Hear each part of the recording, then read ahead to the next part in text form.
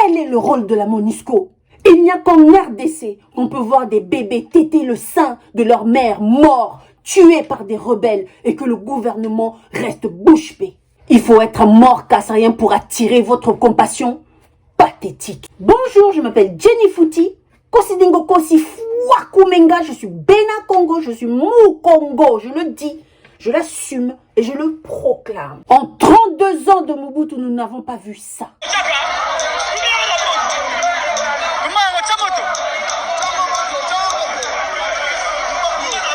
Voilà pourquoi aujourd'hui nous allons parler de ce qui définit la dictature en RDC. En un mandat, nous avons été témoins de la création d'une nouvelle majorité parlementaire sans passer par la case élection. J'appelle ça la dictature. Un deuxième gouvernement accouché par césarienne après plusieurs mois d'attente pour avoir quoi comme résultat?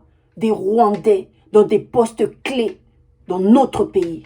Dans un pays où la population achète de la poussière de poisson et vous vous permettez de nommer plus de 50 ministres avec quel budget? Ça, j'appelle ça de la dictature. Une présidence toujours composée de plus de 95% de Kassaïens, malgré tous les critiques.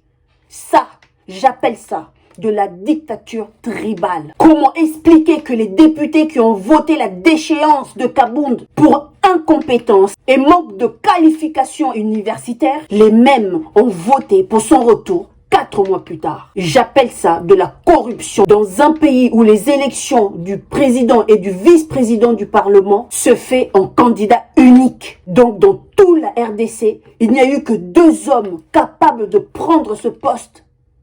J'appelle ça de la dictature. Qu'il nous explique comment le président et le vice-président de l'Assemblée peuvent être des autodidactes sans diplôme universitaire. Excusez-moi, j'appelle ça de la dictature. Alors vous destituez Mabound FCC pour installer Mbosso FCC. J'appelle ça le deal continu. La dictature. Lorsque le premier ministre Ilukamba et son confrère Bahati démissionnent en sirotant du champagne, j'appelle ça la seconde grossesse du deal. L'ordonnance de Minembwe toujours pas signée. Vous êtes allé honorer les jumeaux kassaïens tués par des criminels, mais les morts de Bundudia Congo, tués à tort par votre régime dictatorial, le 30 janvier à Songololo, vous ne les avez pas honorés. Les morts de Beni, Uvira, Butembo, Goma, Ituri, Bukavu, ne vous intéresse pas non plus.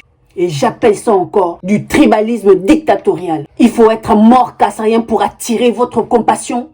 Pathétique. 8 militants de la lucha condamnés à 10 ans de prison. Delcat Idengo arrêté. Israël Mutombo enlevé. Tous pour avoir demandé la sécurité, la paix à l'est du pays. J'appelle ça de la dictature. Lorsqu'un sénateur fait des meetings à gauche et à droite pour mobiliser le peuple kassaïen à rester derrière leur président nommé. Sinon, c'est un péché. Moi, j'appelle ça du tribalisme dictatorial. L'ambassadeur américain est partout en RDC, dans l'armée, dans la police, dans le gouvernement et même dans les écoles. Au juste, c'est quoi son projet? Devenir président en 2023?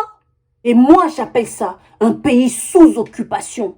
Il n'y a qu'en RDC qu'on peut voir des bébés téter le sein de leur mère morts, tués par des rebelles et que le gouvernement reste bouche bée. J'appelle ça un pays sous occupation, dictature. Un pays où on a recensé plus de 150 groupes armés et ils ne font rien. Personne ne bouge, personne n'agit. Ces 150 groupes sont connus, identifiés, répertoriés par l'État et la communauté internationale. Moi, j'appelle ça un pays sous occupation, une dictature. Quel est le rôle de la MONUSCO? Nous compter les groupes armés, les localiser et les fournir en eau, on ne sait jamais au cas où ils auraient soif. Mais par contre, lorsque les groupes armés tuent à 1 kilomètre d'eux, ils attendent que les massacres se terminent pour venir compter les morts et faire leur rapport. Près de 25 000 casques bleus, la plus grande opération des Nations Unies depuis sa création. Payer 1,5 milliard de dollars américains par an par le gouvernement congolais. Et tout ça, juste pour qu'ils puissent observer, localiser, recenser les rebelles et compter les morts. Ils ont rasé Tombouctou, symbole historique de la civilisation noire, pour un seul groupe de terroristes. Mais en RDC, 150 groupes armés, mais ils préfèrent observer, localiser et recenser. J'appelle ça la manipulation, l'oppression, l'occupation, la dictature. Comment expliquer que le président nommé de l'Assemblée puisse menacer des députés qui protestent et demandent une intervention rapide et sans délai pour établir la paix à l'est du pays, car les Congolais sont massacrés, décapités, assassinés lâchement par des rebelles et ils sont contraints de fuir leurs terres. Et ces terres-là sont aussitôt occupées par les éleveurs de vaches. Et là, le président nommé de l'Assemblée leur fait un chantage en disant que si vous dénoncez l'insécurité de Beni, moi aussi je veux dénoncer que vous faites partie des groupes armés. Sérieux? Qu'est-ce qui se passe? Donc les massacres de Beni est un deal? Ont-ils tous la main impliquée sur les massacres de Beni? Si vous connaissez qui sont impliqués, pourquoi n'allez-vous pas les dénoncer? Moi j'appelle ça de la trahison, de l'occupation, du deal, la dictature. Un gouvernement qui vend sa capitale, la Gombe, aux étrangers indiens, chinois, pakistanais, libanais, arabes, pendant que les Congolais fuient leurs terres, fuient leur pays, fuient la misère, fuient les massacres. Et de l'autre côté, on voit d'autres peuples, d'autres nations se rouer pour y vivre comme des rois. Et moi, j'appelle ça un pays sous occupation. Lorsqu'un pays vend ses terres, supposées à favoriser l'autosuffisance alimentaire, à des Chinois, des Indiens, des Canadiens pour en faire des champs de cannabis. Moi, j'appelle ça de la désolation, de la trahison, du deal, de l'occupation, la dictature.